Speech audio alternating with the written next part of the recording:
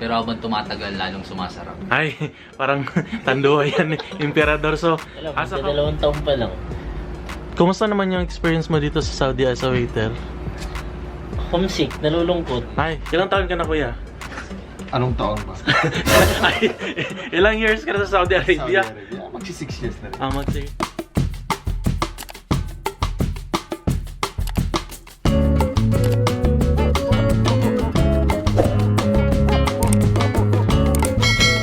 Hello mga kabangers, what's up? Welcome to my YouTube channel. It's Megan Rog from Rog TV, your certified kabangers. It's been a month na hindi na po tayo nakapag-vlog at kakaulan po natin ngayon sa ating workplace at ito pala yung uniform natin. So, at the time ng mga kabangers is already 8 o'clock ng umaga since yung shift namin is panggabi. So, magbibis muna tayo mga kabangers in 3, 2, 1. So yun mga kabangers, nakabisa po tayo. So ayan mga kabangers, yung pambahay natin. So, kasama po natin ngayon si Jeremiah. So fresh kami ngayon kasi syempre dapat fresh tayo ngayon. So iro-room tour ko kayo dito sa aming room. So kung ano yung makikita nyo dito mga kabangers, ayun talaga yung totoong buhay namin. Kung magulo, kung malinis, yun talaga yung everyday life namin. So ready na ba kayo? So guys, na po ako ngayon, nakauwi na ako. Tignan nyo, malaki yung muscle ko. Guys, hindi ko rin alam masasabihin. Ito pala ang feeling na nakaharap sa camera. So ito po pala yung labas namin mga kabangers. Ayan. So ito yung room namin. Ayan, para siyang ano, steel wool talaga yung ano niya, yung room. So mga kabangers, ito pala yung room namin. Ayan. So apat kami ditong nakatira. So ipakilala ko muna sa inyo. So yung mga kasama ko dito mga kabangers, ito si... Anong pangalan? What's up guys? My name's Jerry. I'm from Dagupan City. You know what I'm saying? Yeah, siya po yung captain namin sa ibang lounge. At saka kasama ko din ngayon si... Hi Jay. Ayan, pakilala ka. JJ. Si JJ po siya from Baguio City. Pangasinan. Pangasinan pala. Saka yung kasama ko din dito, mga kabangers, ay si... Kuya Lito. Hi. Oh. So yun mga kabangers, kung ano po yung nakita nyo ngayon, ito talaga yung room namin. Hindi kami nag-ayos, hindi kami naglinis kasi syempre yung 12 hours yung duty namin. So, ayan. Dito po pala sa Saudi Arabia mga kabangers ay bibigyan po kayo ng inyong mga company ng libreng unan. Tulad yan, ito. Pero ang pundan dito mga kabangers ay akin po yan, na unan lang. So dalawa, binigyan din kami ng mga beds. yung mga bed sheets. Ayan. Yung itlog ko. Ayan, si Maya. Siya po yung nauna dito, tsaka yung si JJ. So, bago pa lang po ako dito sa company namin. It's already 6 months. So, ito din cabinet mga kabangers. Even me, I already... Ilang taon ka na 6 pala, years. Jeep? Ilang taon ka na? 6 years. 6 years. So, Yeah. exit or vacation? Kapit lang. Laban lang. So yun mga kabangers, ito pala yung ito pala yung cabinet na binigay din ng company namin. Makikita nyo po yung mga panty ko Ayan dyan. o, silipin natin yung laman. Mamaya silipin natin yung laman. So ayan, itong ref ay personal nito mga kabangers. Ayan. Itong ref ay binili nila ng personal na pera. So meron din pong company na nagbibigay ng libing ref. At saka yung washing namin mga kabangers, yung ano pa bang mga libre dito? Yung mga kumot katulad nito. Ito yung binibigay ng company ninyo. So, huwag po kayong mag-alala kapag pupunta po kayo ng Saudi Arabia kasi bibigyan po kayo ng libreng bedsheet, kama, kumot, unan.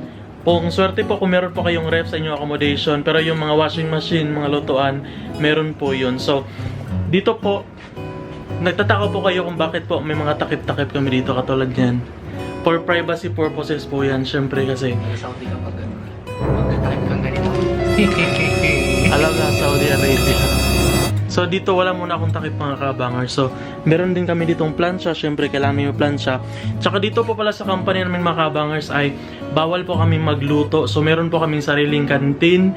So breakfast, lunch, tsaka dinner po kaming kumakain doon. So yun po yung 300 allowance namin. So bawal kami magluto dito sa room namin. Pero nagbibigay po sila ng libreng tubig katulad ito mga kabangers.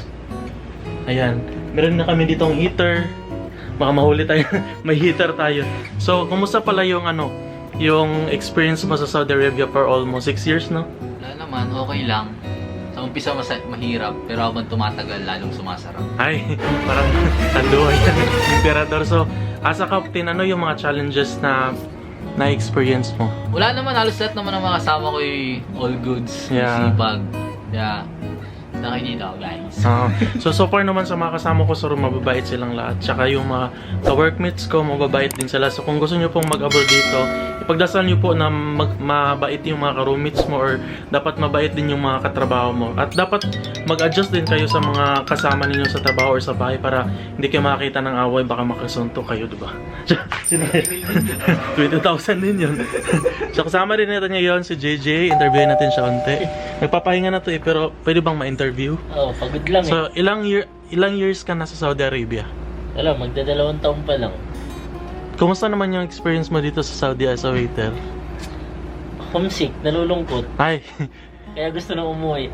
so yung mga kabangers din yung trials and challenges dito sa Saudi Arabia. Yung ma-homesick ka, malulungkot ka.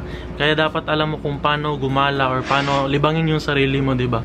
So, ang ano lang talaga dito mga kabangers is internet, kape-kape, ganyan. Kasi bawal po yung alak eh. So, dapat healthy living talaga dito. So, Boring lang. kailan ka matapos kontrata mo? February. Exit or vacation? Ay, wag muna. Kasi marami pang plans na mangyayari. So, kakausapin naman natin si Kuya Lito. Ayan. Mag-hi ka muna. Yan yung karumit ko ng isa. Good morning. Ilang taon ka na, Kuya? Anong taon ba? Ilang years ka na sa Saudi Arabia? Magsi 6 years na rin. Mag 6 years na rin. So, mag-exit ka na or vacation? Exit na. Bakit ka mag-exit? Tapos na tinatambat na sa Saudi. Oh, namimiss na din yung anak niya, di ba? So, ganun talaga yung mga challenges ito sa Saudi Arabia, mga kabangers. Whether ayaw mo yung company mo or ayaw mo nang mag-abroad or gusto mo din makasama yung pamilya mo, di ba? So, ganito lang yung setup namin mga kabangers after our duty, no? So, kung maraming nagtatanong dyan kung kumusta yung buhay namin, kumusta yung buhay as a waiter. So, ganito lang talaga yung buhay waiter mga kabangers. So, ayan.